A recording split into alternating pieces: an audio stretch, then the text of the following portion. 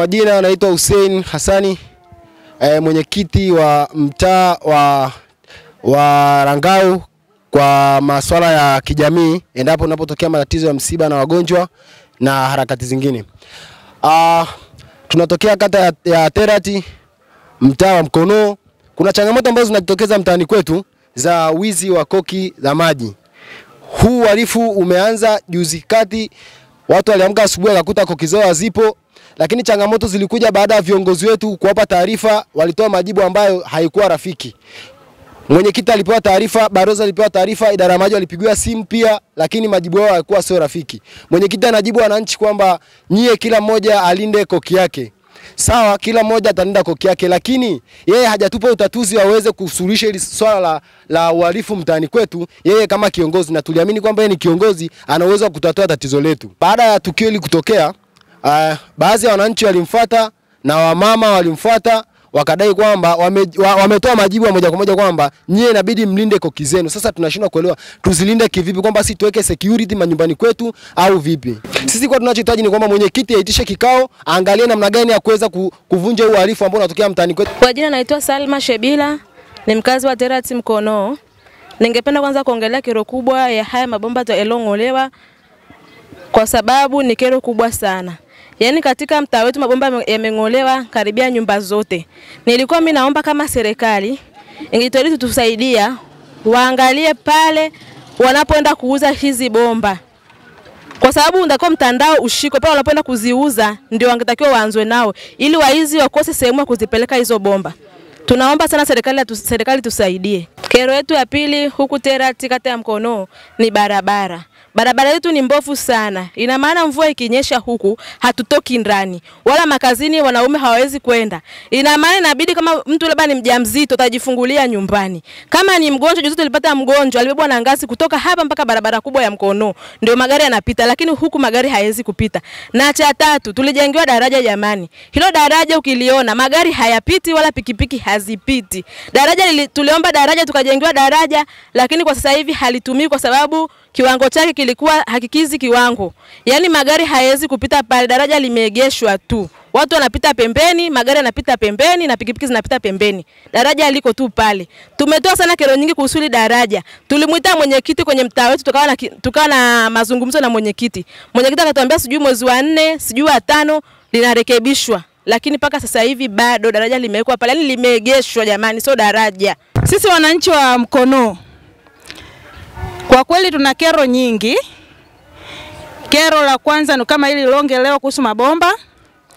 Kero jingine tunaloliona huku Mkono, kuna shule yetu ya Mkono sio nzuri. Kero kubwa sana ambayo inanichanganya kichwa. Shule ya Mkono haina mazingira mazuri kabisa.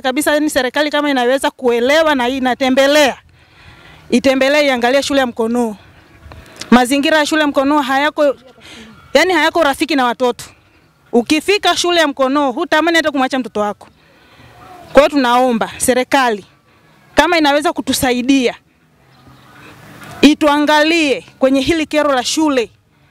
Shule ya Mkono barabara zetu ni mbovu, hazieleweki. Sisi tuko tayari kushirikiana na serikali tutatue tatizo la shule pamoja na barabara zetu. Shuleni kwa wastani madarasa ni machache. Darasa zenyewe ndani zinakuwa hazina urafiki, madawati hamna katika zile darasa. Ukiangalia mazingira ya shule haina uzio, iko open. Mtoto saa yote anachomoka muda wowote kuwa barabarani na kuzagaa mtaani. Changamoto iliyoko pale ni ndefu, tena ni kubwa kuliko maelezo. Hata wenyewe wakija wakiangalia shule kwa kweli sio nzuri. Yaani maboresho waloko wanatajia pale shuleni iboreshwe. Cha kwanza uzio, madarasa yajengwe, yaongezwe madarasa na madawati yaongezwe kwa kila darasa. Kila darasa liingie wanafunzi hata 40. Sasa unakuta watoto wengine wamekaa chini, hawana madawati, na mtoto unamkuta msafi lakini anarudi kachafuka hafai. Swala la wizi wa bomba kwa wastani kwa kweli, hichi kitu kama tungemshika huyu mtu, yani tungekamata mtoto, yani tungeshika mtu yoyote kuhusu swala la bomba, na hisi wananchi wasingekubali. Mabomba yetu yani yamenyofolewa kabisa. Bomba yani mtu anakuja anafungua ile koki, anachomoa kabisa na bomba zinatupilwa pembeni. Swala la bomba ni kero kubwa sana, na tunaomba kama idara ya maji hili swala wameliona, tunaliomba kwa kweli. Maana sisi kero yetu sana sasa tunakimbia idara ya maji. Hizi kero hatuzitaki kuzisikia, maana sisi tumetumia pesa kuvuta maji. Kero la kero kubwa haswa lilotufanya yani mpaka tunaitisha hili swala hili hatulitaki kulisikia tena katika hichi kijiji chetu. Asante, mimi naitwa Moshi Joni.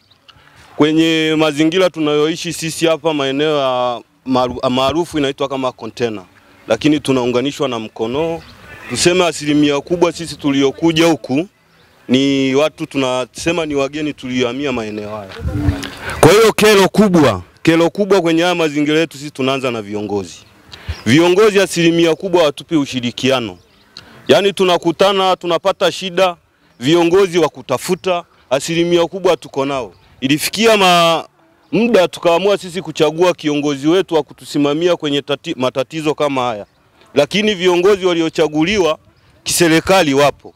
Tukipata tatizo lazima tuwatafute, lakini tukaamua kukaa sisi kama sisi tukachagua kiongozi wetu wa eneo hili kama jamii atusaidie. Changamoto zilizokuja zimejitokeza hapa juzi kwa ajili ya mabomba ya kuibiwa koki. Hivi vitu vilifanyika na hisi ni usiku. Watu tulivyoamka asubuhi tukakuta vitu kama hivi vimeharibiwa. Basi tukakusanyana kama jamii tukazidi kuongea tujue tatizo ni nini.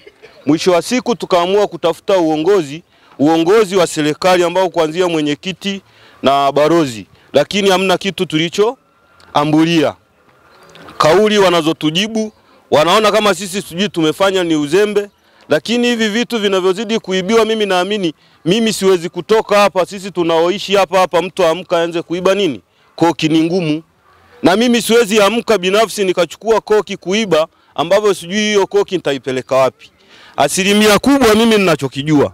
Tulijaribu, mimi kama binafsi nilijaribu kupiga simu idara ya maji, kuna mtu ninayemjua. Jibu alilonijibu nikamwambia bana, mtaani kwangu kuna 1 2 3 iliyotokea, wewe kama kiongozi wa idara ya maji unatusaidiaje? Alichonijibu yeye akaniambia, sina cha kukusaidia na tofauti wewe kununua nini? Koki. Tena akanipa na mfano akaniambia huko maeneo ya Mushono kuna watu wameibiwa hadi mita, wewe unaongelea tu swala la koki? Nikamwambia sawa, wanavyoanza hiki kidogo, mwisho wa siku huku kwetu na sisi tuna mita zetu za maji, mita zinaibiwa. Watu wa idara ya maji unamuuliza kitu anachokujibu anakwambia mita ikishaibiwa sisi hiyo hatuhangaiki nayo, lakini kama mteja wetu utatoa kiasi kidogo cha pesa. Kiasi kidogo cha pesa ambavyo ni shilingi 83. Mimi nilichomjibu nikamwambia msipokuwa makini itafikia hatua sisi tutachoka, na tukishachoka viongozi nyie wa kuanzia ngazi za chini mmeshindwa kutusaidia. Sisi kuna siku mtakuja kusikia tumepiga hodi kwa mkuu wa mkoa. Msije mkasema tumeanza kuvuka ngazi za chini wakati mnaona sisi tunapata shida, alafu hata kuja kutuonyesha ushirikiano hamna. Kero ya kwanza hapa mtaani kwetu kama nilivyotangulia kukwambia ni uongozi. Uongozi uliopo.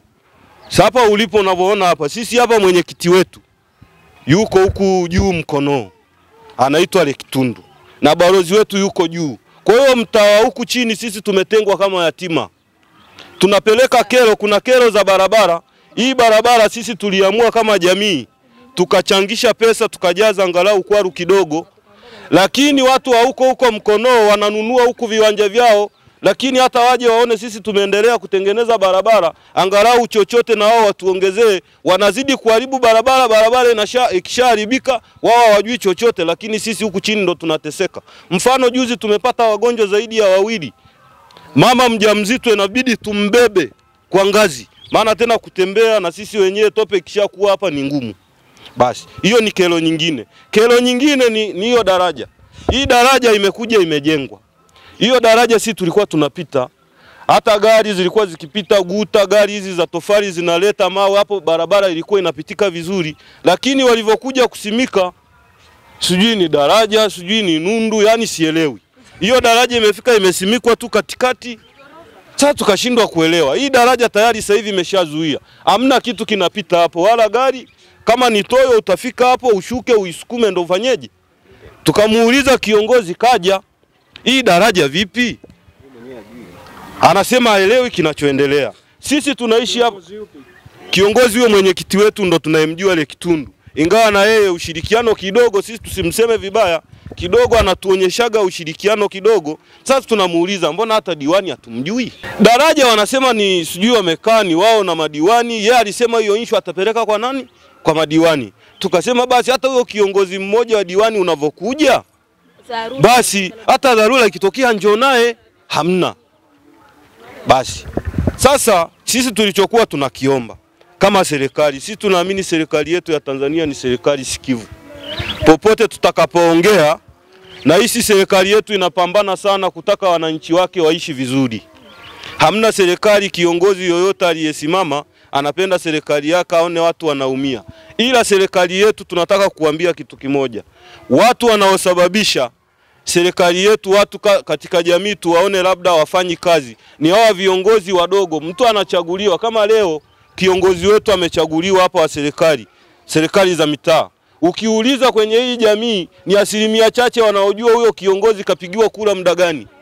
Wao wanachaguliwa, tunakuja kusikia ni mwenyekiti, lakini hata zile kampeni za kupita waseme huyu ni mwenyekiti anataka kitu fulani, hamna.